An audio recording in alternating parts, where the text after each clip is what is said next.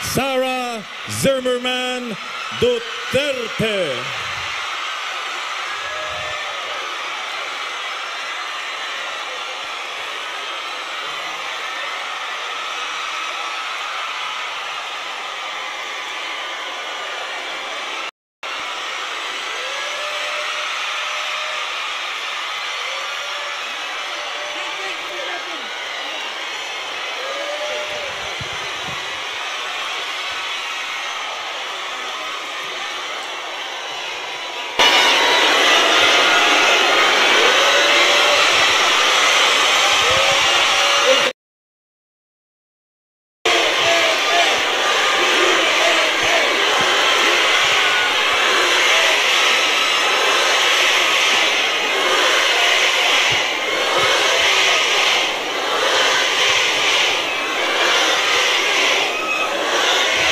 Maraming salamat.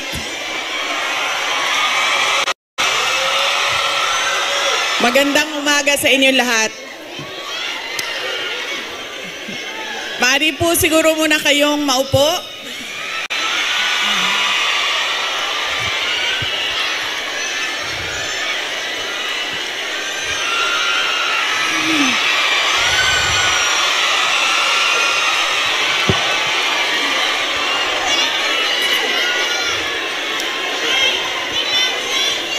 Maraming salamat. Mahal ko kayo.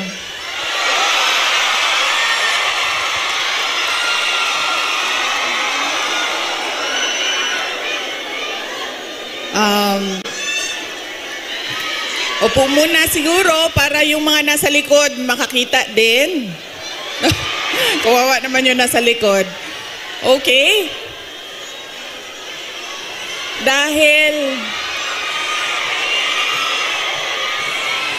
Dahil kayo ay sumisigaw ng Duterte, suspended na kayo lahat bukas.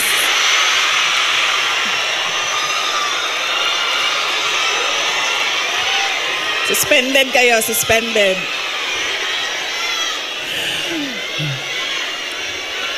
Joke lang.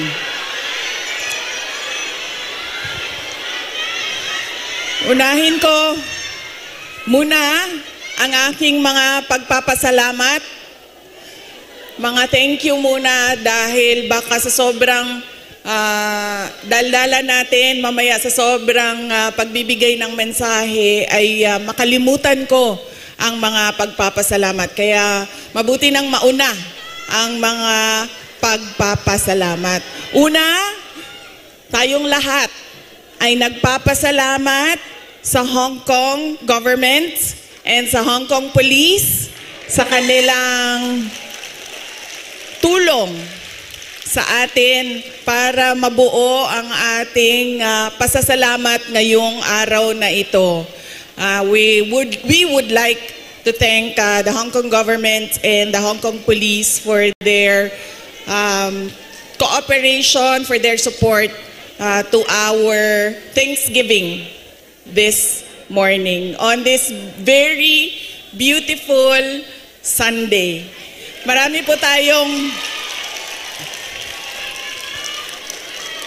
tayong mga kababayan na nandoon sa labas at lahat ng mga first timer na nakakita sa akin.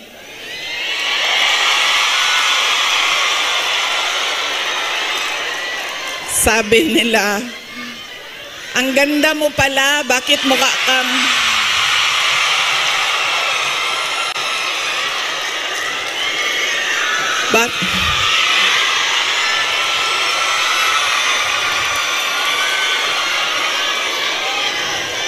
Ay, Macau, hello, maraming salamat. Okay, sabi niya, ang ganda mo pala, bakit mukha kang...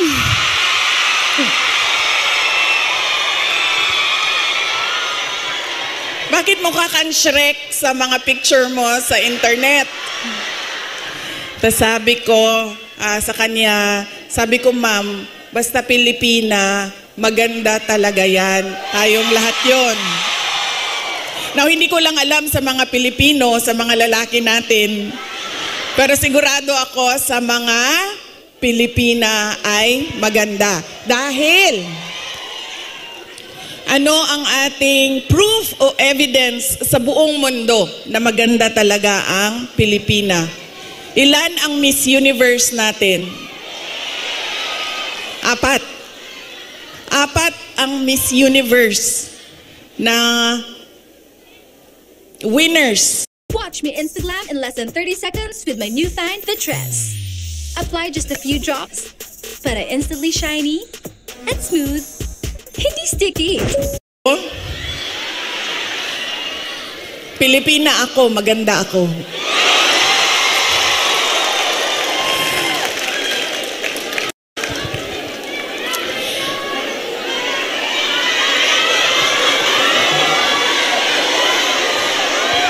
Sabi natin, 'di ba? Para sa Diyos, para sa bayan, para sa bawat pamilyang Pilipino. Nauna ang pasalamat ko sa Hong Kong government, pero ang unang pasalamatan natin ay ang Diyos.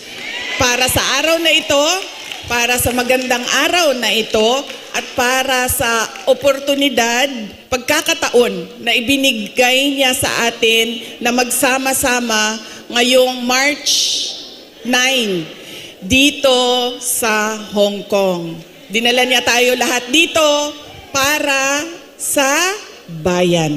Yan po ang pagpapasalamat natin sa ating Diyos. Dahil binigyan niya tayo ng isang araw ulit na magising, mag-ayos, pumunta dito at pag-usapan ang Thanksgiving, pagpapasalamat at pag-usapan ang ating bayan. Ang sunod na pagpapasalamat ko ay hindi ko isa-isahin yung mga pangalan dahil baka may hindi ako mabanggit at magtampo. So isa-isahin ko lang ang mga grupo na kailangan natin pagpasalamatan. Unahin ko muna ang Kingdom of Jesus Christ.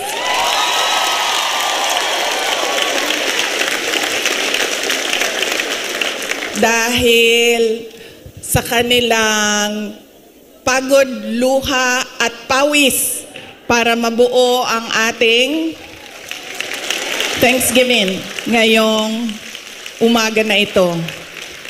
Ang sunod na kailangan natin pagpasalamatan kailangan ko pagpasalamatan ay kayong lahat mga kababayan namin, mga kababayan namin dito sa, ang iba galing pang Pilipinas, marami tayong mga bisita na galing Pilipinas, galing Hong Kong, galing Macau, meron pang galing sa China at merong galing Japan.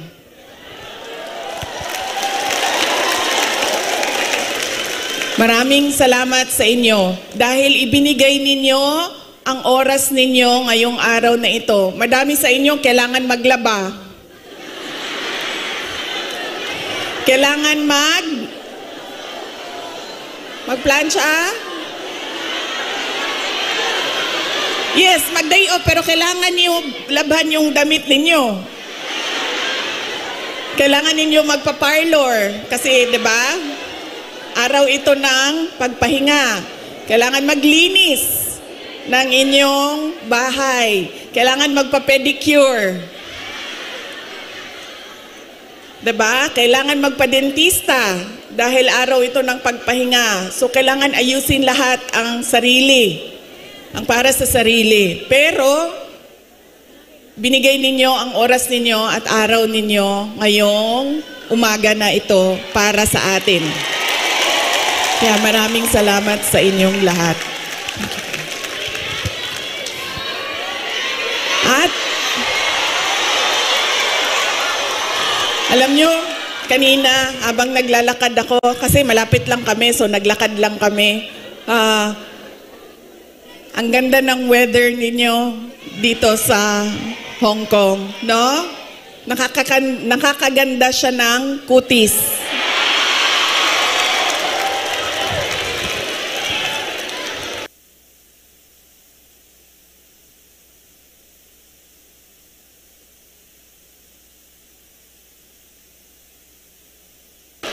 Anong sabi namin na nakatira sa Pilipinas at yung mga nakatira sa mga kababayan natin sa Middle East? Sana all malamig ang tinitirhan. Sana all maganda ang kutis.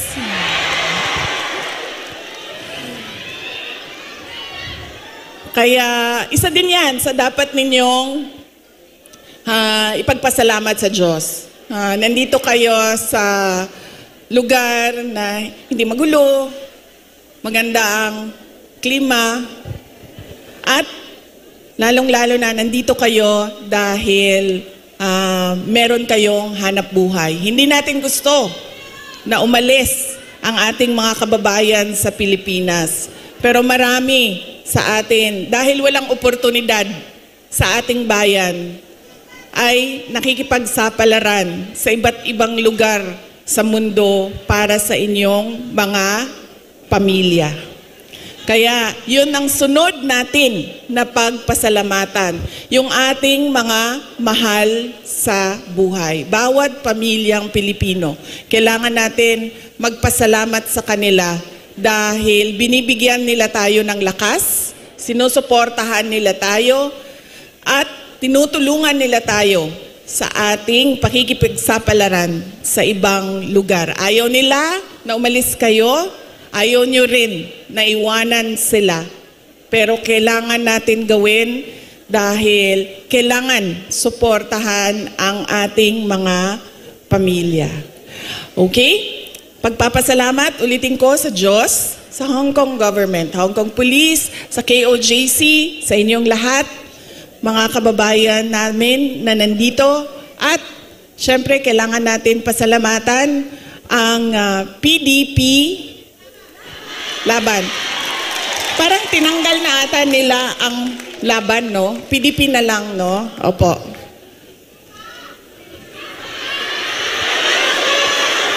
Ha? Okay, suka. May dala sila para sa inyong lahat. Inutusan silang bumili ng suka. Nagdain taon silag sinamak. Sa gusto. Nagdala po sila og pinakurat. Kinsay gusto. Okay. Bagay na sa lechon Macau og pinakurat. Kaganina bitaw naglakaw ko dito. Kana ganing ay, sorry. Kanina naglalakad ako doon. Yun bang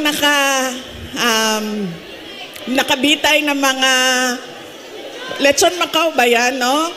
Sa isip ko kanina. Sabi ko, kakain kaya muna ako. So sabi ko, ay hindi, picturean ko na lang muna.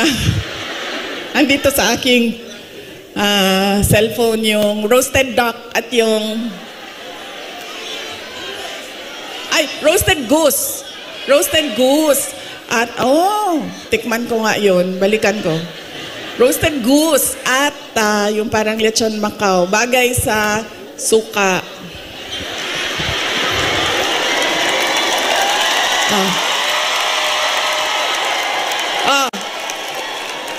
Ano pa ang bagay sa suka? May oras pa ba ako? Bigla na lang ako paalisin dito. Ano pang bagay sa suka? Ang ating chorizo longganisa. Diba? Bulad. Chicharon. Mangga. Mangga at suka. Kinilaw.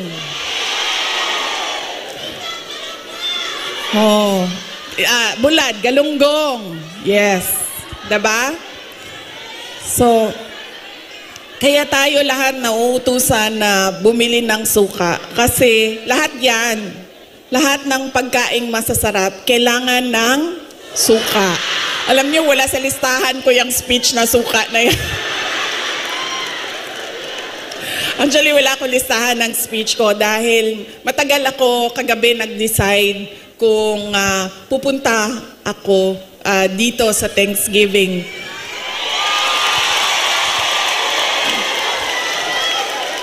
Kaya wala akong listahan ng speech. Pero yes, alam nyo, marami siguro sa inyo ang nautusan na bumili ng suka at mantika. Mantika, suka, ganyan. Noong kayo ay bata pa. Opo. Pero sa amin kasi, sa bahay namin, nag-grocery kasi ang nanay ko. So lahat yang mga gamit sa kusina, binibili na ng nanay ko. Nautusan lang ako lagi doon sa kanto, sa tindahan, bumili ng Coke. Ng Coke.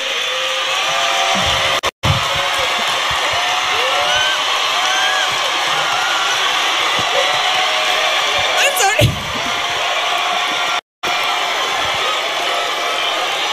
Totoo yan. Hindi joke yan totoo yan. Alam nyo, di ba, tag 5 pesos lang ang Coke noon? 1980s? Or less pa nga ata siguro, 5 pesos. O, mga 4 pesos ang Coke noon. Tapos ang pera natin, yung papel na green na 5 pesos. Oo, yan yon. Pero totoo yan hindi, Coca-Cola Kasi kayo naman, pag sinabing Coke, tapos wala pang noon, wala pang 1.5, 2 liters. Litro lang yan.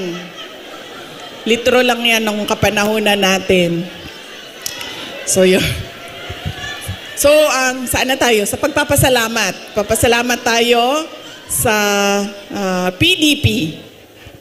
Ating mga kandidato sa PDP. Aabot tayo dyan mamaya. And syempre, kailangan natin magpasalamat kay Pastor Apollo Kibuloy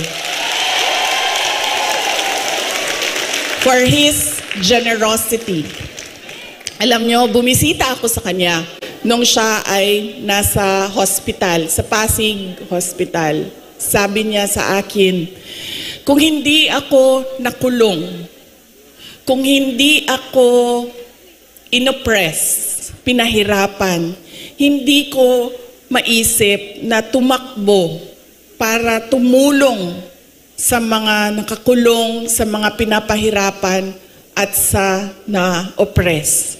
Sabi niya, tama lang na ganito ang nangyari dahil naliwanagan ako at napaabot sa akin ang mensahe na kailangan kong tumakbo bilang senador para tumulong sa mga nahihirapan at pinapahirapan.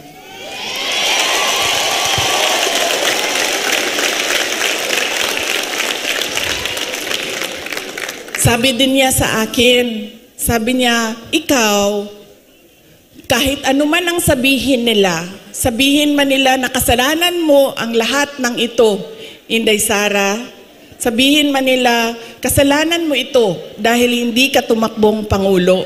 Pero sabi niya, ayaw na.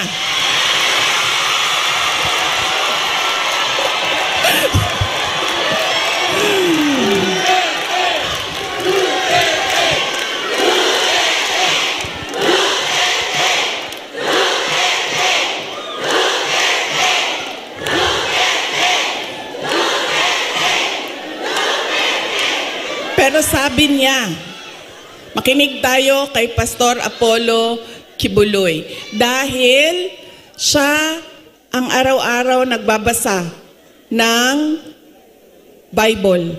Siya ang nakakaalam by heart kung ano ang salita ng Diyos. Ano ang words of God. Sabi niya sa akin, sabi niya, ganitong nangyari sa buhay ko. Sabi niya, Inday Sara, ganyan din nangyari sa buhay mo dahil hindi pwede na ikaw ang mauna at sila ang sumunod. Dahil wala ng katapusan. Dapat sila ang mauna at ikaw ang sumunod.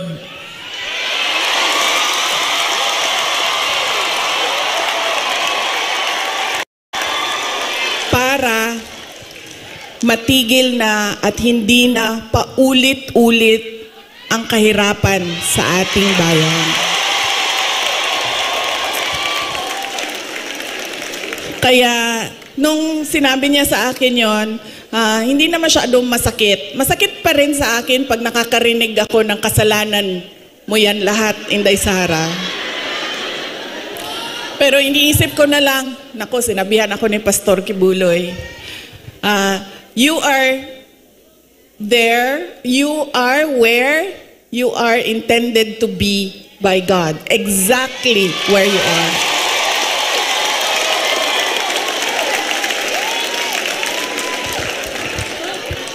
So yaan po, hindi pa, alam mo, hindi pa ako nangalahati sa pagpapasalamat ko ha, kaya bilis-bilisan natin. Hanggang anong oras ba ako pwede, sir? Go lang daw. Go. Ay, hindi kami pwede mag-abot ni PRD kay kasabo na pud ko oton.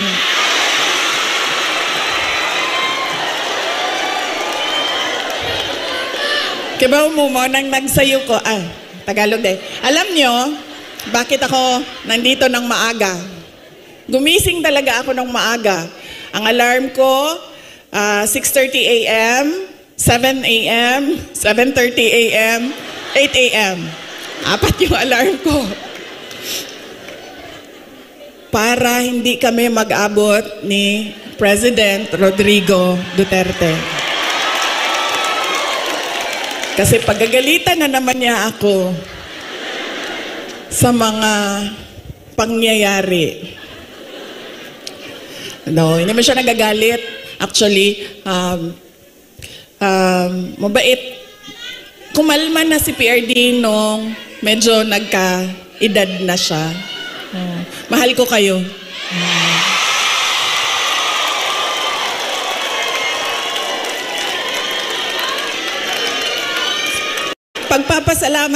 Magpapasalamat din ako.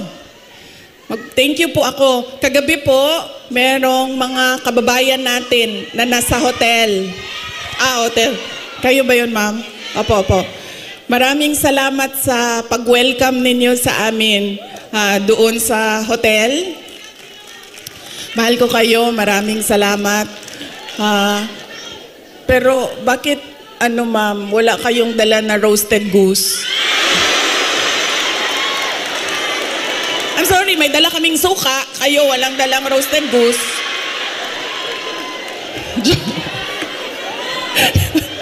Joke lang. Pero salamat Salamat sa pag-welcome ninyo sa amin doon. Sigurado ako na kahapon may kailangan din kayong gawin. Busy din yung oras ninyo. Pero pumunta kayo doon at winelcome nyo kami sa hotel. Maraming salamat sa inyo.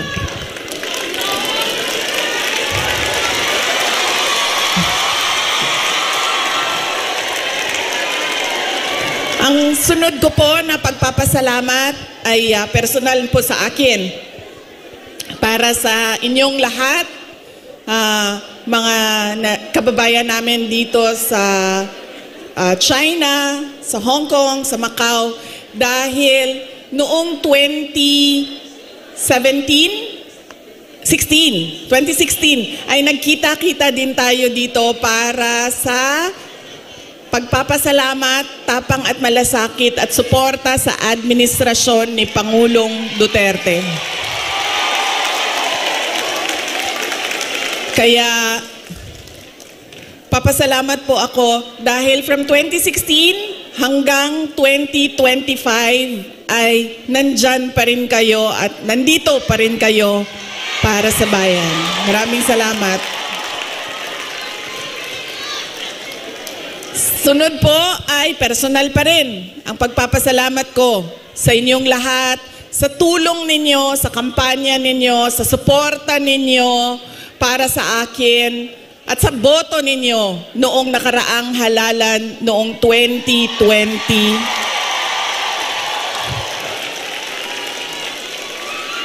At sa susunod na halalan sa 2020, joke lang. Joke. Sandali lang. Sandali lang.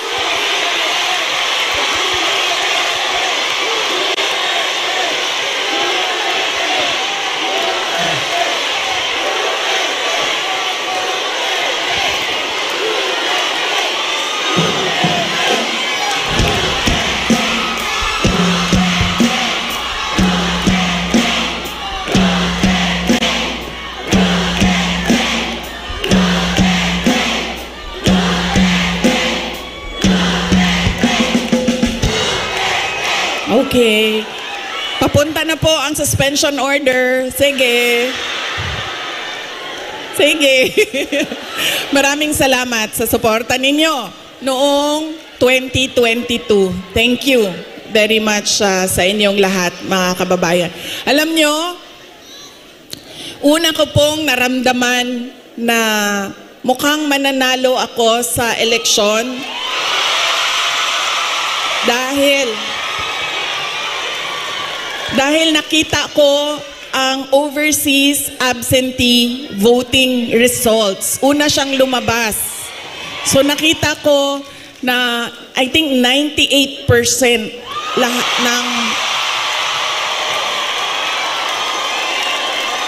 ng OFW votes ay para sa akin. Kaya doon ko naramdaman na parang baka siguro manalo ako. Kaya maraming salamat sa inyo.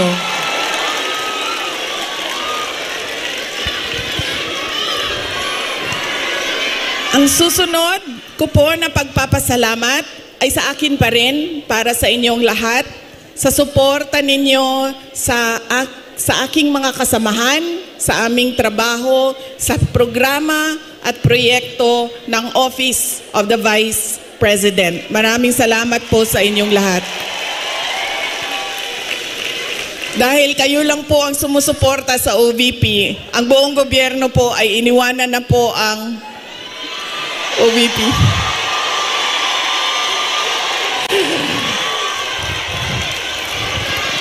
Maraming salamat.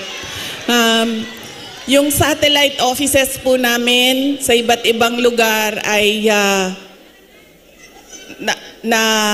naningkamot. Ano sabihin naningkamot? Nagsisikap. Yung satellite offices po namin ay nagsisikap na mahanap yung mga geographically isolated and disadvantaged areas at hindi lang nakatuon sa National Capital Region. Kaya salamat po sa suporta ninyo sa Office of the Vice President. Ang susunod po na pagpapasalamat ko ay ang mahal ko kayo.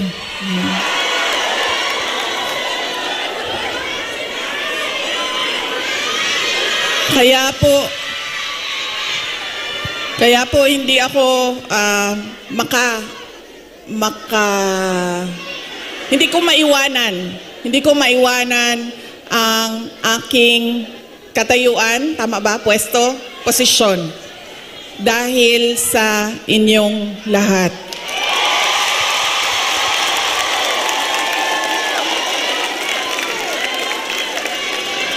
Ang sunod na pagpapasalamat ay mula po sa aming pamilya, ang pamilya Duterte. Napakalaki po ng utang na loob namin sa inyong lahat.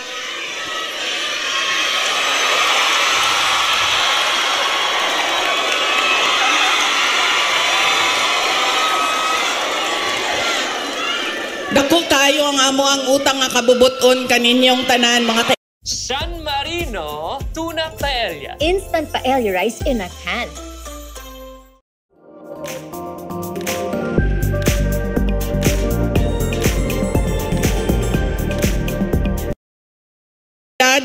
na ginahatag ninyo kanamo nga makasilbi sa ato ang nasod. Maraming salamat po sa inyong lahat.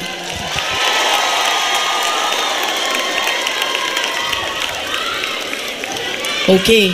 So yan na po ang aking mga pagpapasalamat.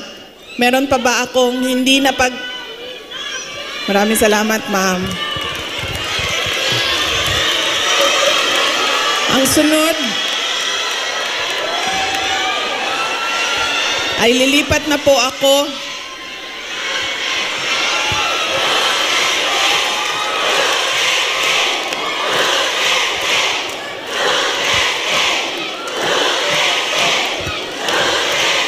paminaw sa mo ba? Kadyot lang ba? Alas 12 na. Alas 12 na. Kinsay magpakaon sa ato adin eh.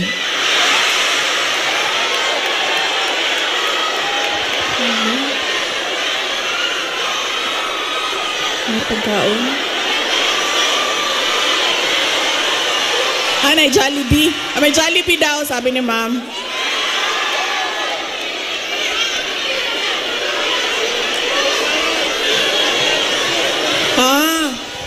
Okay. So, hindi daw tayo kakain lahat para sa bayan.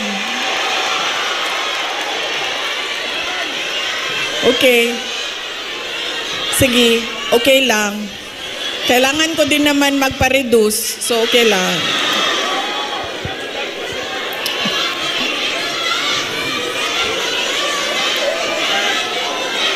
Ma'am, darating tayo dyan sa ayuda na yan, ha? Wait lang.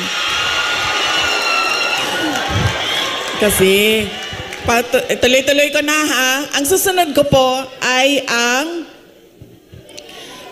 dahil pagpapasalamat po ito kay PRRD, former President Rodrigo Duterte, ay mag-share ako sa inyo ng aking pagpapasalamat sa kanya. Medyo mahaba itong kwento na ito, so mamaya nyo na singilin yung mga suspension order ninyo. Alam nyo, isa lang.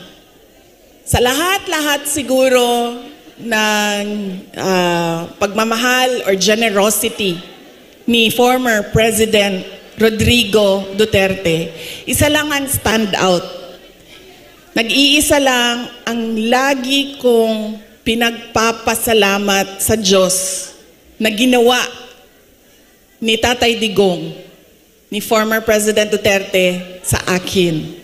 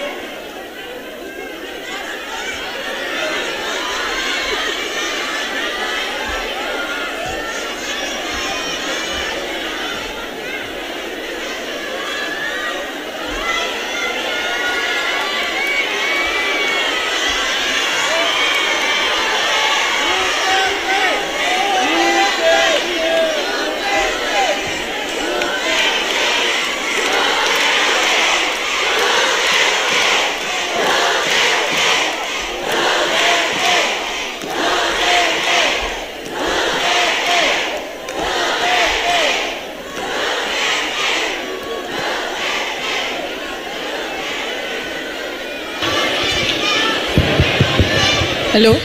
Okay na? Sir, pakihanap nga yung inutusan ni Marcos na patayin yung aking...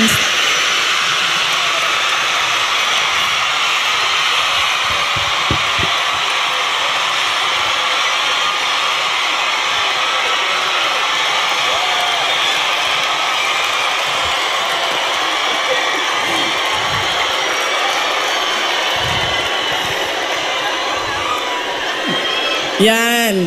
Dahil sa mga ganyan, nakakasuhan ako eh. Malay natin, di ba? Baka may inutusan dyan.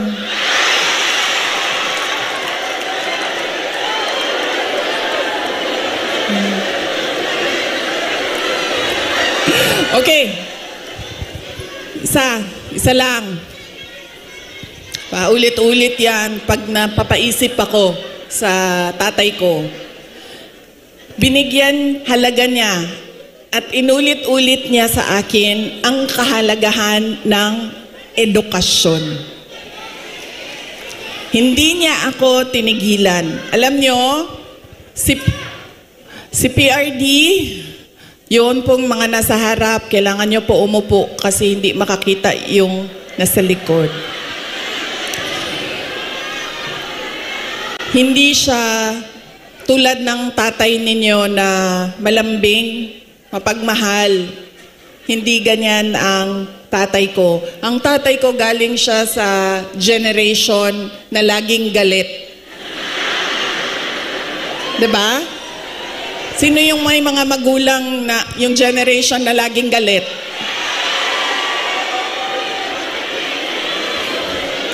Yan. Galing dyan ang generation. Galing dyan ang tatay ko sa generation na yan. So, lagi siyang galit. So, sa akin, maalala ko, sinabi niya talaga sa akin, paulit-ulit habang ako ay lumalaki. Ikaw, sabi niya, hindi ka tao sa paningin ko. Napaisip ako noon, diba? Sabi ko, pusa o aso? Sabi niya, hindi ka tao sa paningin ko kung hindi ka abogado o doktor. Totoo yan. So paulit-ulit niya yan na sinasabi sa akin. So syempre, pag ikaw bata ka, diba? Papasok yan paulit-ulit dyan sa iyo. So ako din, habang ako ay nag-aaral, nung ako ay lumalaki, nag-aaral ka, elementary, high school, napasok na sa isip ko. At 4 years old hindi ko alam, baka sa tiyan pa lang sinasabihan ako ng tatay ko, ikaw, hindi ka tao. Hindi ka. Kasi 4 years old pa lang, sa yearbook ko ng kindergarten, nakalagay doon, I want to be a pediatrician. Imagine nyo, hindi doktor Alam ko kung ano ang specialty ko. Sabi ko, I want to be a pediatrician. Andyan pa yan hanggang ngayon, ang yearbook na yan. Kaya, nung ako ay paulit-ulit yun, alam ko na magiging doktor ako. Alam ko na magiging doktor ako. Nung panahon na kailangan mag-apply ng entrance exam sa college, di ba? Kailangan natin mag-apply sa mga colleges and universities. Hindi nila alam, ng mga magulang ko, nag-apply ako sa University of the Philippines. Nung nag-apply ako sa University of the Philippines, syempre nilagay ko din naman yung science courses. Pero nilagyan ko din siya ng political science.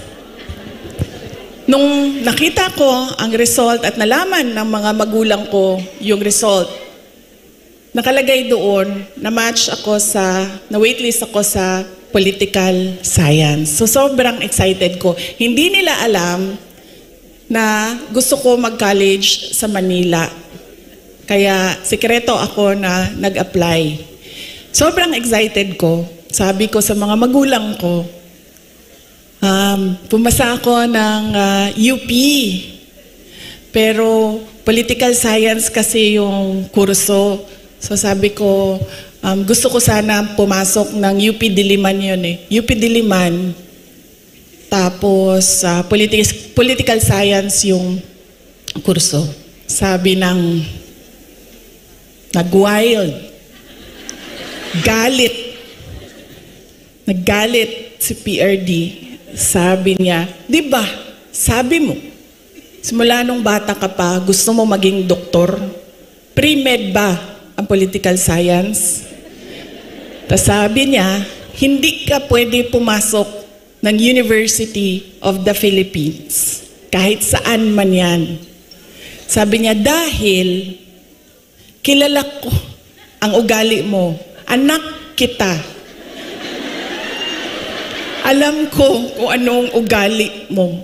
Sabi niya, marirecruit ka lang ng makabayan,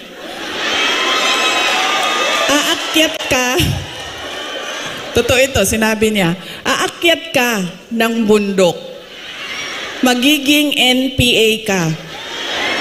Ikaw ang magiging head ng New People's Army at ikaw ang makakalaban ko pagdating ng panahon. Kaya hindi ka pwede pumasok ng University of the Philippines. So sabi niya, pumili ka.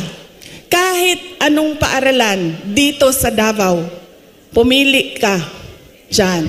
So sabi ko sa mama ko, Ma. So sabi ng mama ko, sige na lang, kasi sinabi mo man doktor, so mag-pre-med ka na lang. Okay. Nag-pre-med ako. Tapos, syempre, papunta akong doktor, so binilisan ko yon, natapos kaagad ako. And then, ito na, mag-medicine na. Sobrang excited si President Duterte na magpapasok na ako ng medicine proper. Siya ang pumili ng paaralan. Siya ang pumili kung saan ako titira. Tapos, pumunta na lang siya sa akin at sinabi niya na, ayan na, may school ka na, na-enroll ka na, may bahay ka na, pumunta ka na lang doon ng ganitong date. So pumunta ako doon. Pagdating ko doon, kompleto na. May kama na ako, may washing machine, may refrigerator, may kotse pa. Ganyan siya ka-excited. Sige ma'am, ipa-adapt kita sa tatay ko. Huwag ka mag-alala. Ganyan siya ka-excited noong ako ay medicine na. Tapos, syempre, hindi naging successful yung aking pagpasok sa School of Medicine. 1 taon pa lang, 1 year, actually 1 sem pa lang.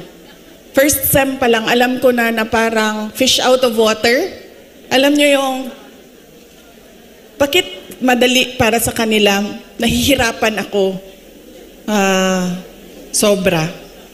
Tapos dumating ang second sem na halos hindi na ako pumapasok. So kinabahan na ako.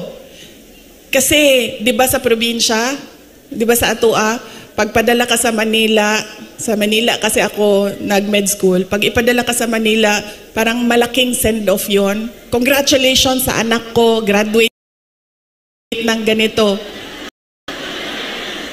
Congratulations at magiging doktor yan. Class of.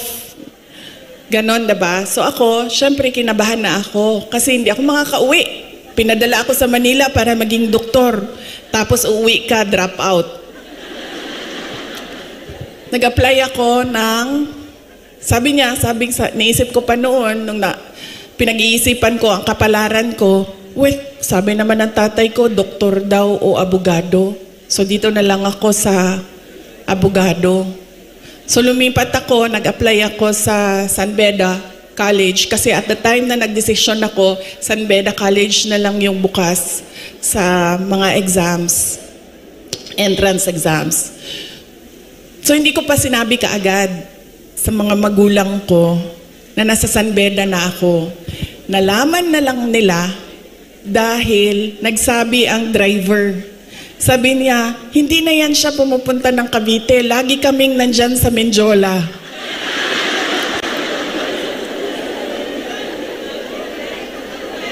Nung nalaman niya na nasa law school ako, sobrang, I think mas masaya siya nung nalaman niya. Mas masaya siya, mas excited siya noong ikumpara ko nung papasok ako ng med school, nung nalaman niya na nag-apply na ako ng law school. Tapos, syempre sinabi ko sa inyo, di ba, hard love. Hard love yung generation ng parents natin, mga magulang natin. So, nung mga panahon na nag-aaral ako sa law school, may mga panahon na papagalitan din ako na sinasabi niya sa akin, alam mo, kung hindi mo ayusin yung law school mo, magiging kabit ka lang ng politiko.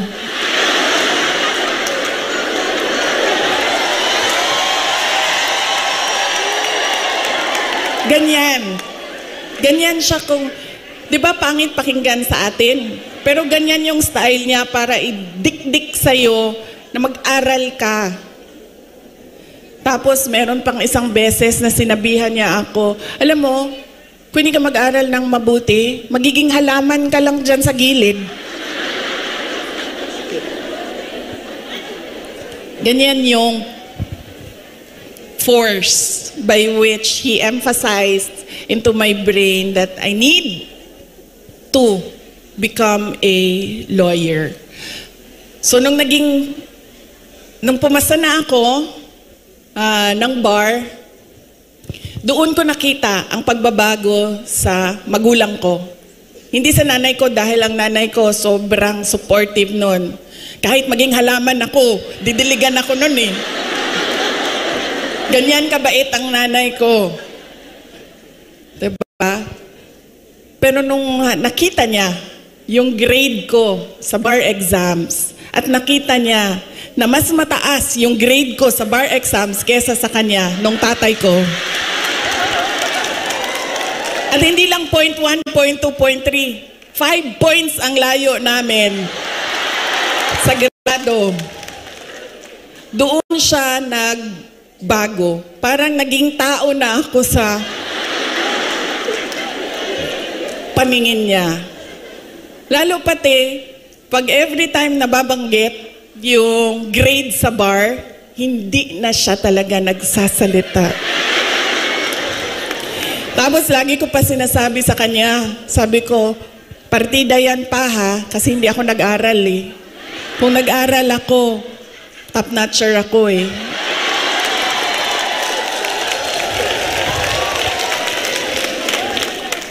So ngayon, doon, nakita ko na iba na siya kung hindi na parang anak ka lang, hindi na parang pantay na kami. Tao na ako, buong tao na ako sa paningin niya. Ganyan yung emphasis niya sa education. Kaya ganyan din, hanggang ngayon, ganyan din. Alam niyo ba, sa mga apo, kabahan ka pag nagtanong na si PRD kasi didiretso yan, oh, anong grade na ito?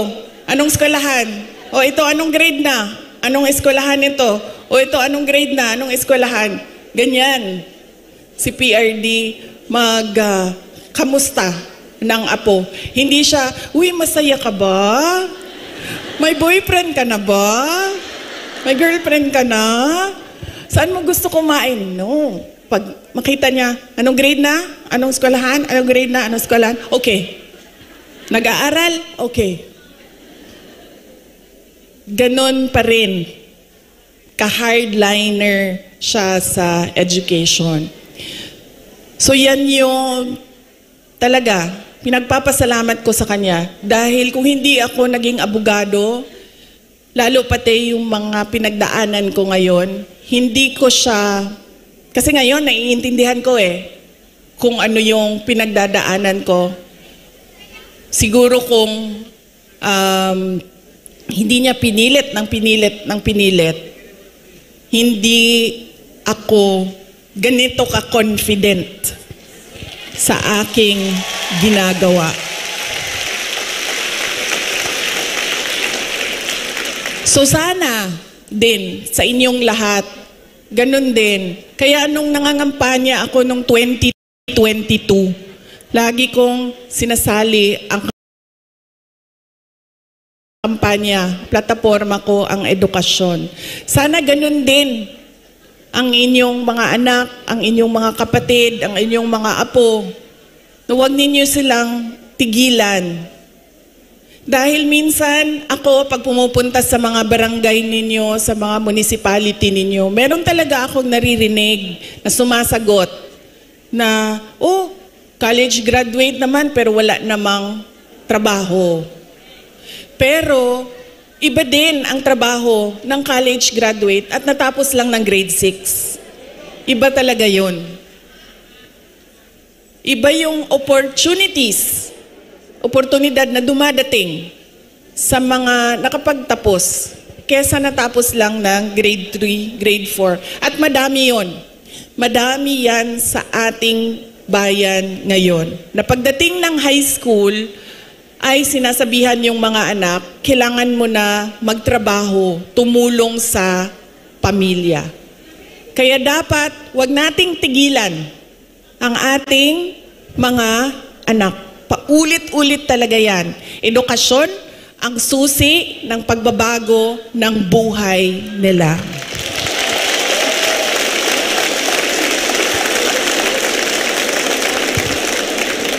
Pagpapasalamat para kay PRRD para sa edukasyon.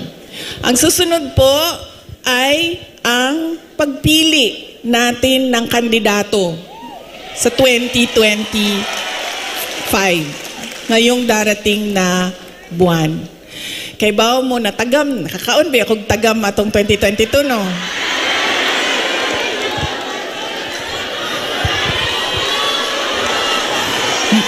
Yan lagi ang, meron pa isang beses, Bisaya, sa Cebu, ay sa Cebu ba ito? O sa Cagayan de Oro. Basta, usually kasi pag Bisaya, di ba, diretso na sila istorya, wala na sila break. Wala break. Ana siya sa kon. Inday Sara, anak ko, yes ma'am. Ana siya, nakakaon kag tagam, no?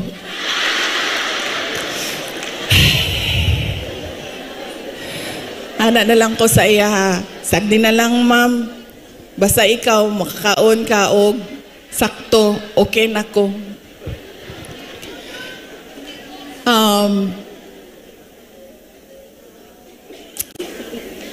Ayaw ko kasi, masakit sa akin ang sabihin ang sorry sa inyong lahat. I-explain ko na lang. Kasi alam nyo, kahit saan ako pumunta, sabihin ko sa inyo, sa Samar, ito talaga mga maalala ko Samar, Pangasinan, Batangas. Dito sa Mindanao, sure na moingon na siya, moingon na gina sila o imuhaning sala tanan. Wa na nay lali sa Mindanao. Bago lang, saan yun? Bago lang. Parang kahapon ba yun? Ay, kahapon. Kasi dinala ko yung guest ko sa Disneyland. So na ay mga taga Cebu. Ana ang mga taga Cebu. Kibaw ba ka Inday Sara no? Nabudol ba may tungod nimo?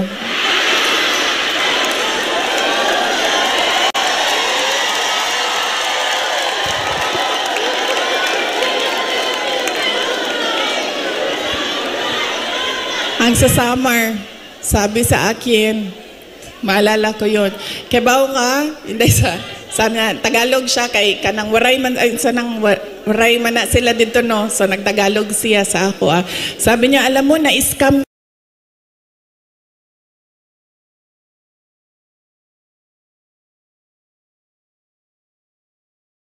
na lang ko, pasensya na sir, pasensya na.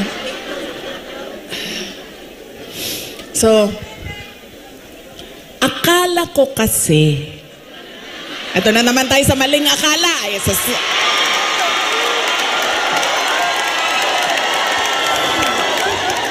Hindi totoo ito. Akala ko kasi, gusto niya ng mas magandang bayan, mas maayos na Pilipinas kung ano yung pinagdaanan natin noon.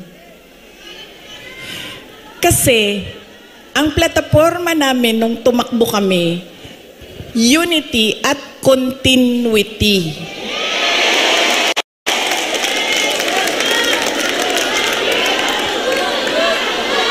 Nabudo lagi.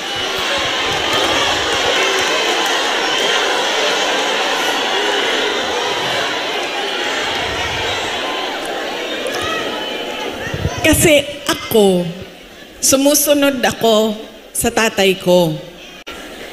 Ibig sabihin, sa trabaho ba?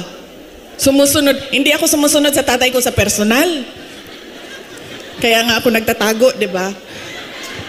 Sumusunod ako sa trabaho. Nag-mayor siya. Nag-vice mayor siya. Nag-vice mayor ako.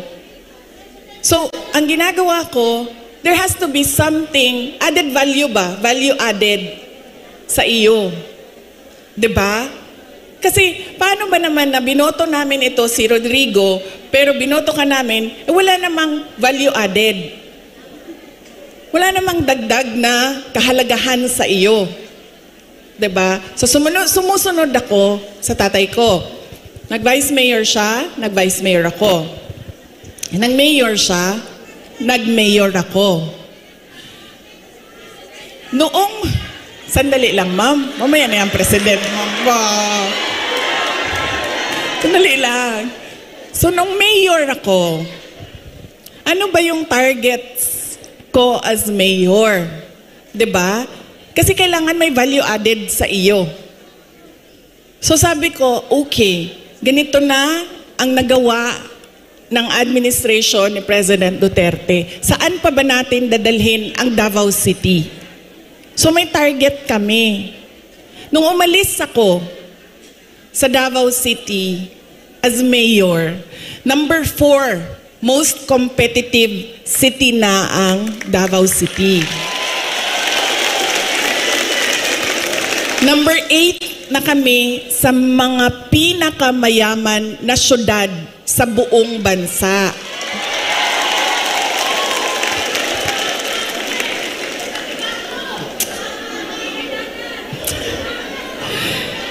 Insurgency-free na ang Davao City. Alam nyo, buong term ni PRD, hindi niya natapos talaga yung problema ng Pakibato. So nung taga-Pakibato mo, ma'am? Mabi again na ingon ni PRD, siya mag-NPA lang ka sa Pakibato, ikaw kalaban sa mga sundalo. Ayaw, ganda din na sa UP. Okay. Diba? Hindi niya natapos. And sa akin, meron kasi insidente doon na ako ang mayor, namatay yung opisyal, na napagalitan ako ng nanay. Tiga Visayas yung pamilya. Kausap ko siya sa phone, sabi ko, ma'am, pasensya na, namatay yung anak mo, ganyan. Napagalitan niya ako. So sinabi ko, sige, tapusin natin yan. So tinapos namin. In 3 years, o 4 years. In 4 years, tinapos namin yung problema sa Pakibato. There has to be something new and something better in you. Akala ko kasi ganyan. Dito ko lang naintindihan na hindi pala lahat ng tao pareho ko mag-isip. Yun yung naging problema. So yun yung kailangan ko ihingi ng pasensya sa inyong lahat. Dahil, sabi nga ni Pastor Kibuloy, dapat lang siguro mangyari ang mga nangyayari para makita natin. Kawawa lang siguro ang mga tao, ang bayan, pero if we talk about the divine, maybe there is a reason for what is happening. So yun. Ngayon, pipili na naman tayo ng mga opisyal ngayong Mayo. Ano ba ang problema natin, mga botante?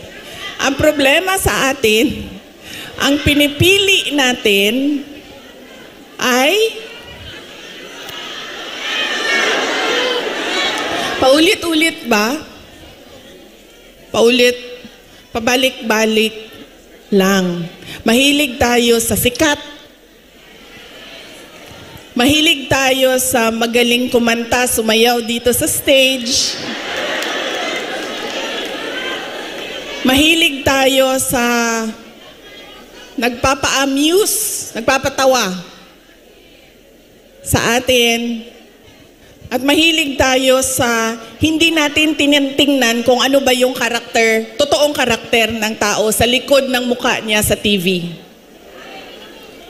Ganyan tayo ang ugali ng mga Pilipinong botante. Kaya siguro dapat sa darating na halalan, pag-isipan na natin ang ating iboboto. Sabi ko nga sa inyo, nadala na ako, na-scam na ako, nabudol na ako.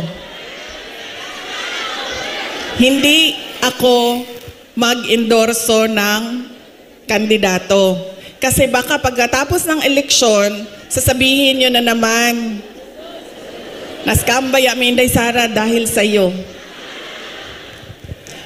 Ang gagawin ko para sa inyo, sasabihin ko, ano ba ang kailangan nating gawin as voter?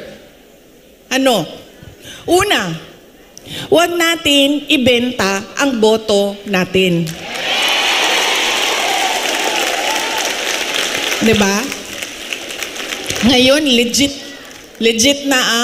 legitimate na ang vote buying. Nakatago siya sa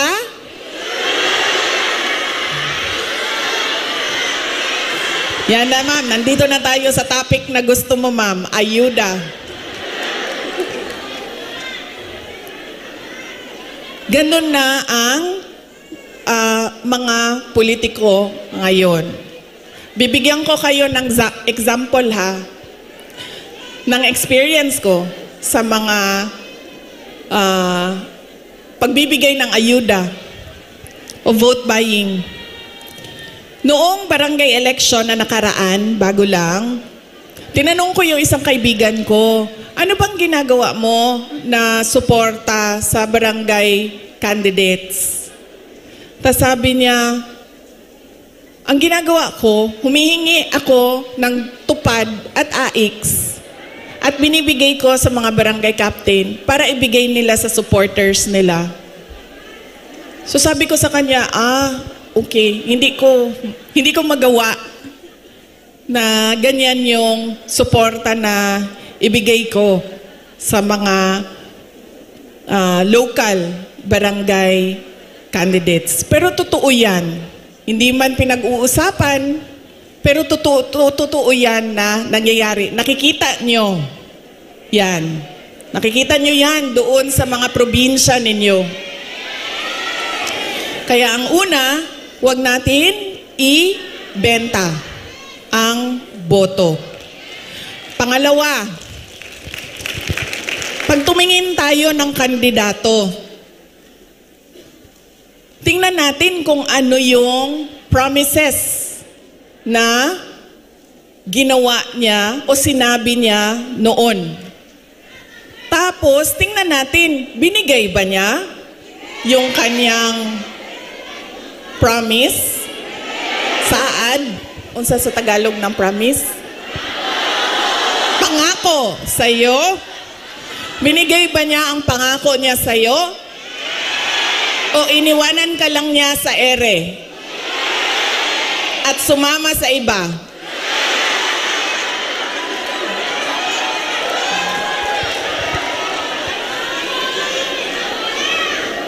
Ganyan. Ang pangalawa, na kailangan natin isipin.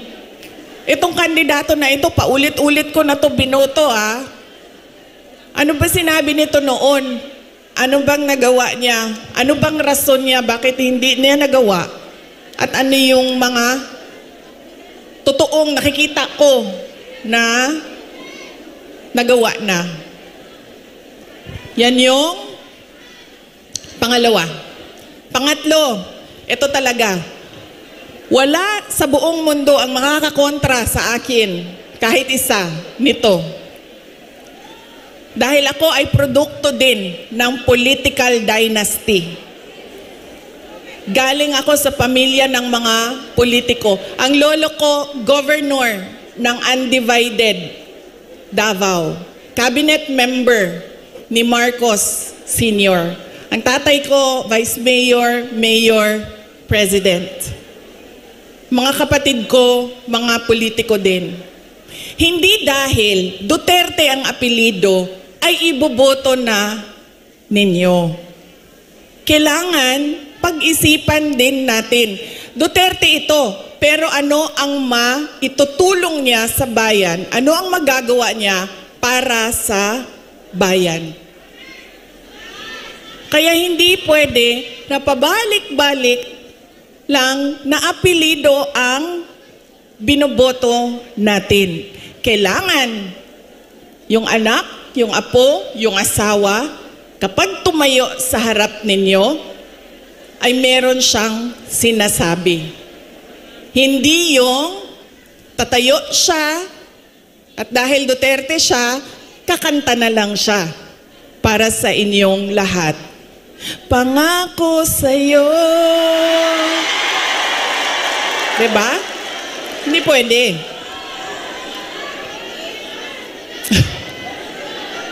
Ma'am, ganyan talaga yan, ma'am. Sa tingin ko naman kasi talaga, totoo, walang forever. Kaya darating talaga ang punto na iwanan ka talaga. Si Ma'am Gemma, ay, shh daw. Shh.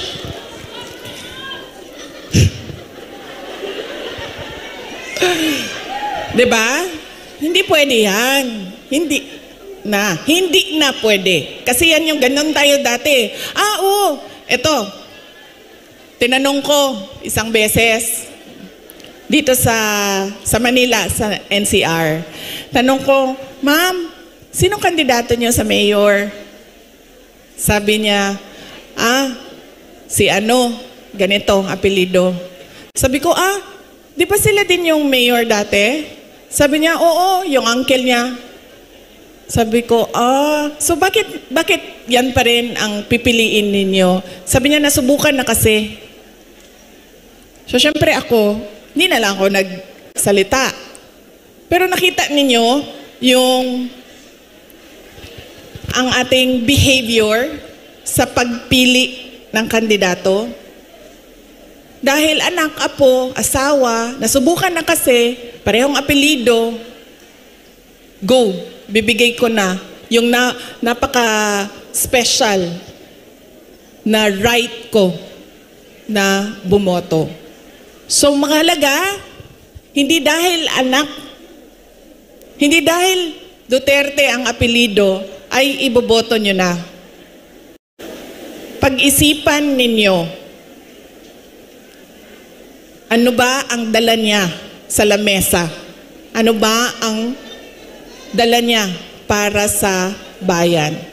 3, huwag ibenta ang boto. Ano ang mga pangako na napako? At pangatlo ay, hindi dahil galing yan sa sikat na pamilya ay iboboto na ninyo kaagad. So tingnan natin ang mga karakter, accomplishment, abilidad, kapasidad ng mga kandidato nating senador. Kapag inutusan yan bumili ng suka, automatic na yan, may abilidad na yan. Diba? Saan nanggaling ang abilidad niya? Siyempre, kung saan yung saan yung bilihan ng suka, doon yan sa shortcut na daan. Hindi yan sa sa malayo dadaan para mabilis dumating ang suka. Pangalawa, inutusan bumili ng suka. Napadaan sa barkada. So, ang sinabi ay, ayun na ng manggamamba, kajut lang ma'am. So, ang sinabi niya ay, Ay, pare, pahatid naman ito ng suka namin sa bahay kasi kailangan yan doon. Dito nang muna ako. 'Di ba? Abilidad. So, mahalaga yan. At kailangan natin pag-isipan itong eleksyon na ito. Kailangan natin baguhin ang ating pagpili ng kandidato. So yan, ang aking mensahe para sa inyong lahat ngayong araw na ito. Mensahe ng pagpapasalamat, mensahe ng edukasyon, at mensahe ng pagbabago kung paano tayo pumili ng ating mga senador.